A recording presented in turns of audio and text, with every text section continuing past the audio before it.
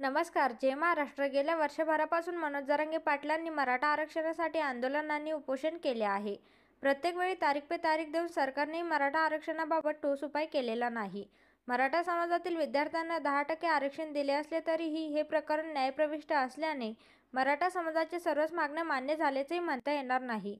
त्याचप्रमाणे आंदोलन काळात मराठा समाजातील मुलांवर लावलेले गुन्हे मागे घेणे, सगळे सोयऱ्यांची अंमलबजावणी करणे आदी मागण्याही प्रलंबित आहेत. त्यामुळे मनोज जरांगे पाटील आता आंदोलन मागे घेतील अशी दबक्या आवाजात चर्चा सुरू आहे. या चर्चेवर मनोज जरांगे पाटलांनी आता मौन सोडलं आहे. दरम्यान गुन्हे मागे घेण्यासंदर्भात मनोज जरांगे पाटलांना प्रश्न विचारण्यात आला होता.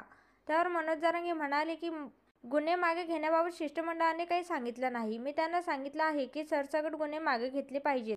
यासाठी त्यांचा आमदारही साक्षीदार आहे. मीडियासमोर मी विचारलं होतं, सरसकट गुन्हे मागे घेण्याची मागणी आहे. आजपर्यंतचे सर्व गुन्हे माफ करायचे आहेत.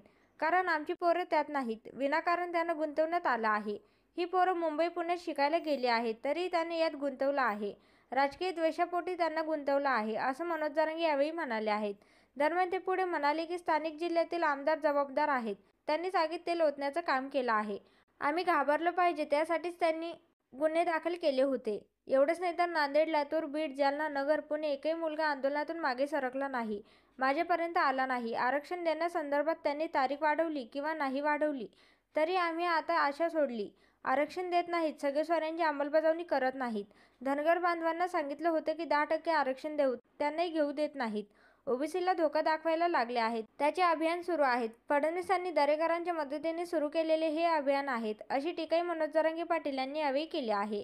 एवढंच नाही तर मी तुमच्यासाठी खंबीर आहे. माझी समाजाकडे काही अपेक्षा नाही. तुमचे पोरं मोठे करण्यासाठी मी जीव हातावर घेतला आहे. मी शेवटच्या घटकेपर्यंत मराठा समाजाला कधीही सोडणार नाही असंही मनोज जरांगे पाटील यावेळी म्हणाले आहेत. असं म्हणत मनोज जरांगे पाटील यांनी नाराजी व्यक्त केली आहे.